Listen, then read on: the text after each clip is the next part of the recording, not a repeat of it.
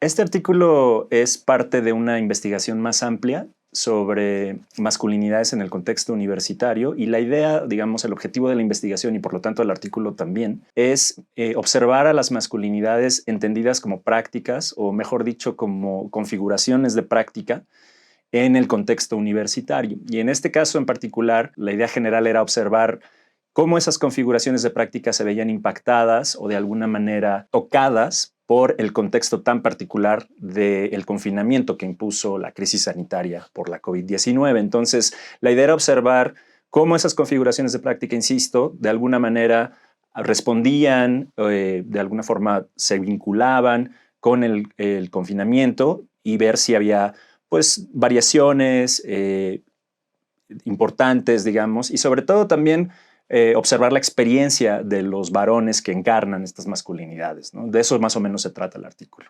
Bueno, en general, la idea de observar las masculinidades en el contexto universitario, pues es una inquietud que tiene varios años en la Universidad Nacional Autónoma de México, que es donde yo colaboro, y además, digamos, en el contexto específico de finales del año 2019, principios del 2020, había una movilización bastante intensa y una discusión bastante intensa en términos de identidades y prácticas de género. Entonces, la idea era observar esto de manera como detallada y profunda.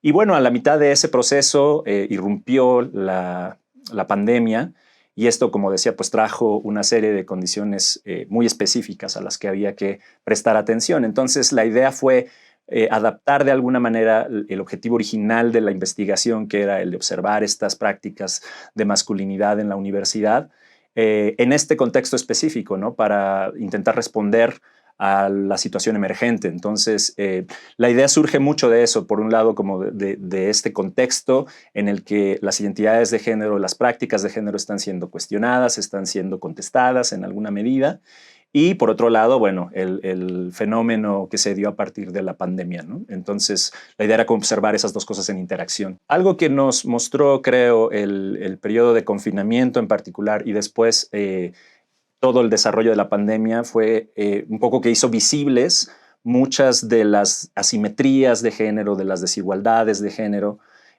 sobre todo pensando en identidades masculinas y femeninas. Y como decía, la mayoría de las identidades masculinas y la práctica masculina es encarnada por sujetos que se entienden a sí mismos y son entendidos por otras personas como varones. Entonces, tenemos mucha investigación sobre las desigualdades, sobre las asimetrías, sobre todo en términos cuantitativos y también, por supuesto, en términos cualitativos, pero nos hace falta conocer mejor muchos de los procesos identitarios, de subjetividad, etcétera, que viven estos varones. Entonces, creo que es importante en ese sentido, nos da una oportunidad de observar en un contexto muy específico, en una situación muy específica, cómo estos sucesos, digamos, afectan en un nivel subjetivo, pero también y sobre todo material y práctico, la experiencia de lo masculino y de la masculinidad. Entonces creo que abona en ese sentido, nos ayuda a ver cómo los varones entienden estas desigualdades, si es que las observan, o cómo reaccionan ante la visibilización, por ejemplo, que tuvieron durante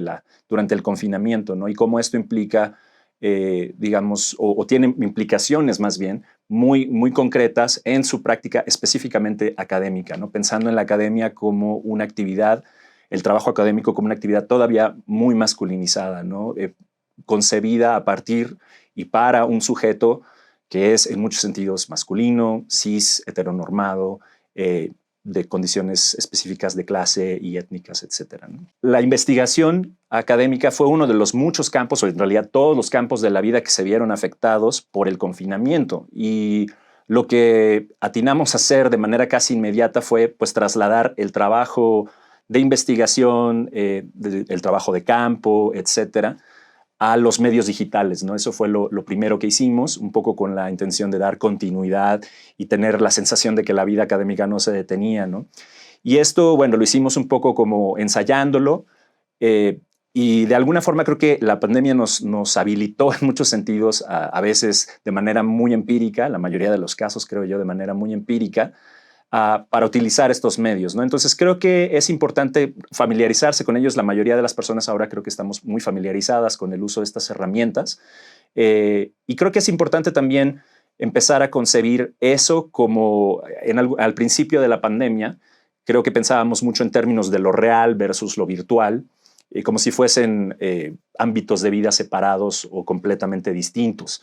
Y creo que cada vez más la pandemia nos dejó la enseñanza, pero en general en nuestras vidas, cada vez están más entremezclados o entrelazados estos dos ámbitos. Entonces creo que es importante también empezar a concebir eso como parte de la realidad social que nos interesa observar y nos interesa analizar, ¿no? Entonces, pensar que lo que pasa en línea no es tan distinto ni está tan desligado de lo que pasa en la presencialidad y viceversa, ¿no? La presencialidad también está alimentando constantemente eso. Entonces, creo que tener presente esa relación y ese entrelazamiento entre la vida presencial, física y la vida digital ayuda a pensar en términos metodológicos, en términos incluso muy prácticos, pues que lo que observamos y lo que escuchamos, los testimonios que recopilamos, etcétera, a través de estas herramientas, pues deben ser tratados en esa medida, digamos. Entonces creo que hay ha surgido un montón de literatura en este sentido durante este periodo de confinamiento. Entonces les recomendaría que se familiarizaran con eso también, con esa literatura, para que lo vayan como encuadrando en ese sentido, ¿no? Que efectivamente es una realidad hasta cierto punto novedosa, pero no por eso menos real, digamos, ¿no? Como decía, el artículo es muy exploratorio en el sentido de que se aboca a analizar y observar una población muy específica en un contexto muy específico, y es una primera exploración, digamos, ¿no? Pero, por ejemplo, el artículo recogió, como suele hacer la investigación, una imagen de un momento muy concreto, que era el de más o menos la transición del confinamiento más álgido al el inicio del relajamiento de las medidas de prevención, ¿no? Para evitar el contagio.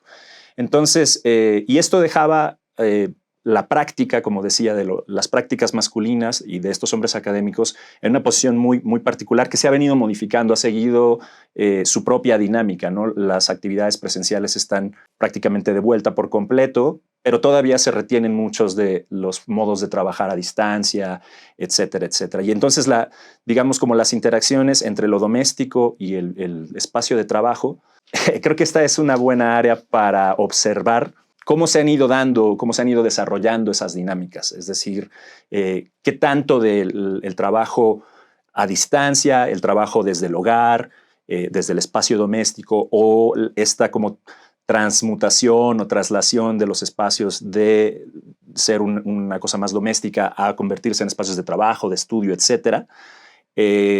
Cómo se han ido desarrollando y qué tanto de eso ha quedado el día de hoy. Entonces creo que ahí hay una beta de estudios sobre, en términos del espacio, por ejemplo, cómo se han ido configurando y reconfigurando los espacios a través de prácticas, y un poco pensar en ese continuo entre espacio y personas, digamos, ¿no? Y cómo son, de alguna manera, como lo señala en el artículo, co-constituyentes. Las personas van constituyendo los espacios al mismo tiempo que los espacios les van constituyendo a ellas. Entonces, creo que da algunas pistas para seguir investigando en esas direcciones.